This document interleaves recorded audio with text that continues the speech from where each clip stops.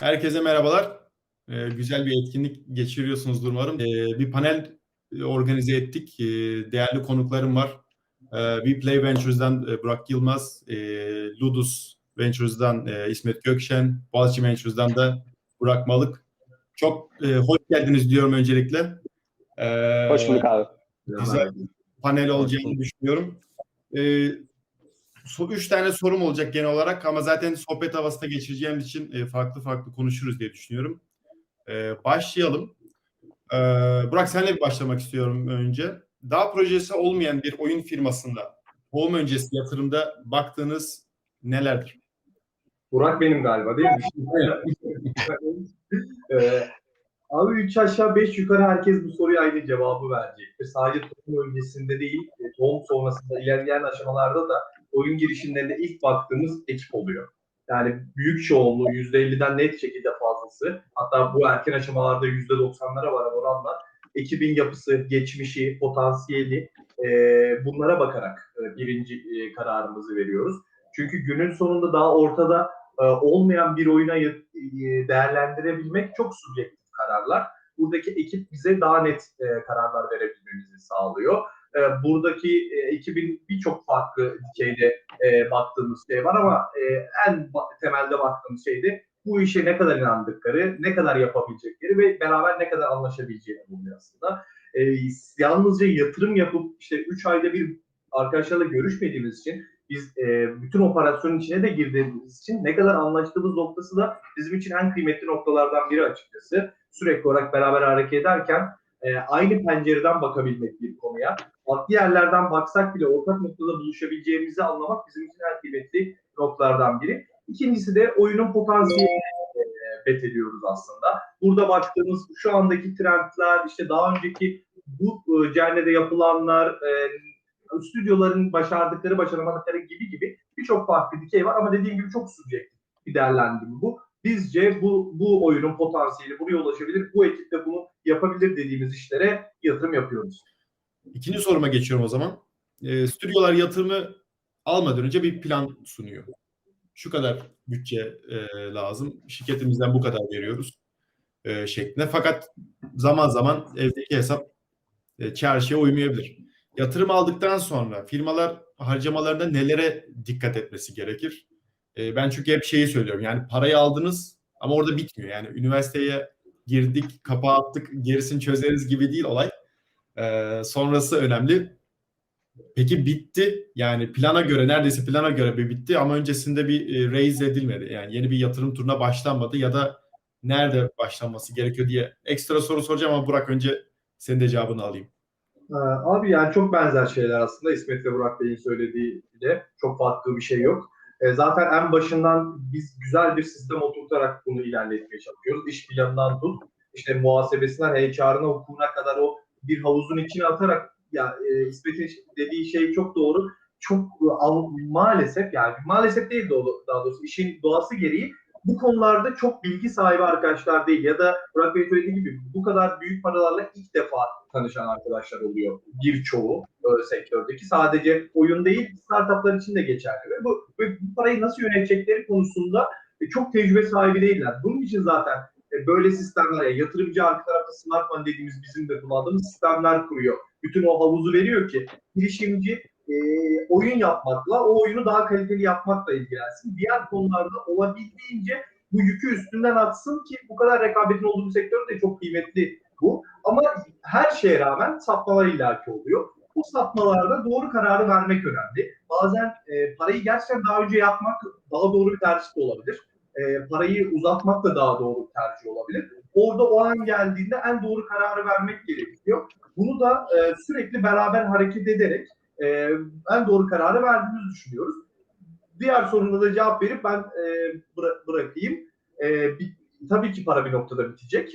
Ancak zaten VC'lerin yaptığı şey bunu önceden öngörüp buna göre hareket almak üstüne kurulu. Yani ikinci yatırımlar, üçüncü yatırımlar. Hiçbir zaman bir yatırım şirketi para bitti şimdi ne yapacağız değil. Para 6 ay sonra bitecek. Biz bugünden aksiyon almalıyız üstüne stratejisini yürütüyor. Biz de aynı şekilde. Bütün o planlama zaten belli. Aylık olarak nereye gittiği belli. 2 ay sonra, 3 ay sonra işin ne olacağı belli, paranın ne olacağı belli. Bütün aksiyonu ona göre alıyoruz. Şu ana kadar yaşamadık. Biz paramız bitti, şu an ne yapacağız değil. Zaten aksiyonu 3 ay, 4 ay önceden almış oluyoruz yani. Peki şöyle bir şimdi aklıma geldi. Tam tersi de olabilir. Burak Bey'in dediği gibi yani çoğu startup zaten böyle bir parayla yani ilk aldığı yatırımla ilk defa tanışıyor. Olabilir. İlk yatırımları oldukları için. Harcamaya korkma, endişelenme. Hani ben nereye harcayacağım, ne yapacağım? Aradan bir ay geçmiş, daha bir kuruş harcamamış. Böyle bir durum acaba olabilir mi? Ya çok benzer şeyler. Ya case by case çok değişiyor aslında. Yani hangi cennede, hangi platformda olduğuna bağlı olarak birçok metrik var. Ama günün sonunda bir sonraki yatırımcı, her yatırım için geçerli bu. Yatırımcıya ne yapacağını anlatman gerekiyor. Neyse o bir sonraki aşama. Ben şu ana kadar bunu yaptım. Ben bu yatırımla şunu yapacağımı anlatabilmek gerekiyor ve onu yapabilecek noktaya da gelmiş olmak gerekiyor açıkçası. Yani bu hyper casual yapıyorsan self-publish olabilir. Self-publishing monetization için bir yatırım arıyor. Yani marketing için bir yatırım arıyor olabilirsin. İşte zaten self-publish yapıyorsan daha büyük bir daha büyük bir ekibe ulaşmak için yapabilirsin. PC'de ise işte bir oyun yapmışsındır, bu oyun tamamlanmıştır. Daha büyük bir oyun yapmak için ekibi genişletmek olabilir. Gibi birçok farklı şey var ama şeyi zaten anlıyorsunuz hani ne zaman zamanı geldiğini 3 aşağı 5 yukarı anlıyorsunuz. İçeride para bitmiyor olabilir. Bu yatırım alınmayacağı anlamına gelmez bu arada. Yani şey gibi bir gerçek yok. Bizim paramız bir geldi, yatırım alalım. Her zaman çalışan bir durum değil. İçeride para varken de yatırım alınabilir. Daha büyük hedeflere gidebilmek için. Sadece şu ana kadar ne yaptığınız, artık biz oraya geldik ama bir sonraki aşama için bizim şunu yapmamız lazım noktasına geldiğinizde artık yatırım arayışına çıkıyorsunuz ve yatırımcıya bir fikre ikna etmeye çalışıyorsunuz. Özetle bunu söyleyebilirim ben de. O noktaya gelmek gerekiyor. Tamam, son dakikaya kadar beklemeyin yani. Tabii kesinlikle. Yani yatırımcı firmayı sürekli güncelleyin. Bir problem olduğunda söyleyin, danışın. Yani parayı aldık biz biliyoruz bu saatten sonra yaparız. Kimse için olmasın. Tamam güzel. İzninizle topluluktan sorulara geçiyorum.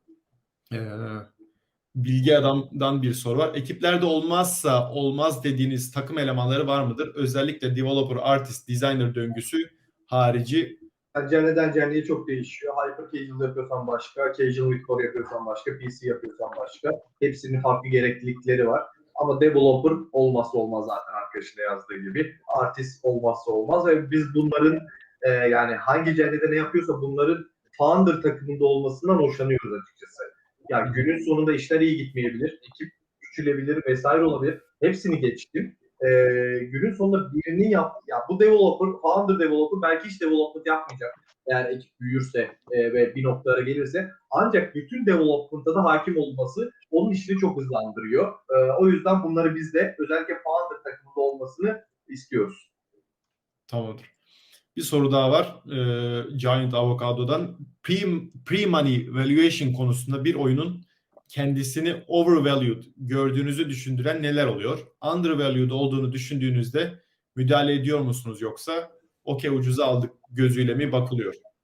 1,5 yıldır undervalue görmedim açıkçası. Yani özellikle o peak haberinden sonra ki çok büyük bir wipe'la değerlemelerde bazen saçma diyebileceğimiz noktalara geldi açıkçası. Undervalue görmedim. O yüzden hani müdahale etmedim görmediğim için de. Ama overvalue çok gördük açıkçası. Yani Burak Bey'in de söylediği gibi bazı değerlemeler var. Gerçekten başka bir oyun zaten oradaki. Yani doğuşunda itibaren başka bir konu. Onları bir yana koyuyorum ama ya bununla birlikte çok fazla da şeyle karşılaştık. Daha birinci gün 10 milyon dolar kendini değerleyen ekiplerle çok fazla karşılaştık.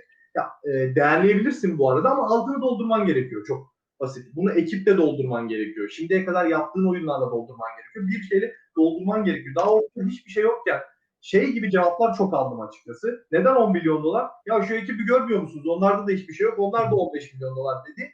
Bu değil. Yani bunun cevabı bu değil. Bana ne o ekipten? Sen neyle dolduruyorsun değerlemenin altını gibi konular var. Bunlar aslında yani değerleme Burak Bey'in söylediği gibi çok subjektif bir şey. Günün sonunda bir şirketin değerlemesi onun ne kadar istediği, benim ne kadar verdi ve ne kadar anlaşıldı. Yani sen istersen 100 milyon dolar iste. Senin şirketine maksimum 1 milyon dolar veriyorsa 1 milyon dolar senin. Şirketin gibi bir durum var. O yüzden undervalue görmedim ama overvalue'de çok fazla karşılaştık. Ama azalıyor. Son sorum o zaman. Biraz global işbirlikleriyle ilgili bir soru gelmiş. Türk oyun firmalarının başarılı M&A'leri globaldeki birçok oyun odaklı fonun ülkemizdeki fırsatlara bakmaya başlamasını sağladı. Sizlerin de global fonlarla yaptığı işbirlikler var mı? Yerli oyun firmalarımızın devam turlarındaki büyük yatırımlarını global VC'lerden geldiğini görüyoruz.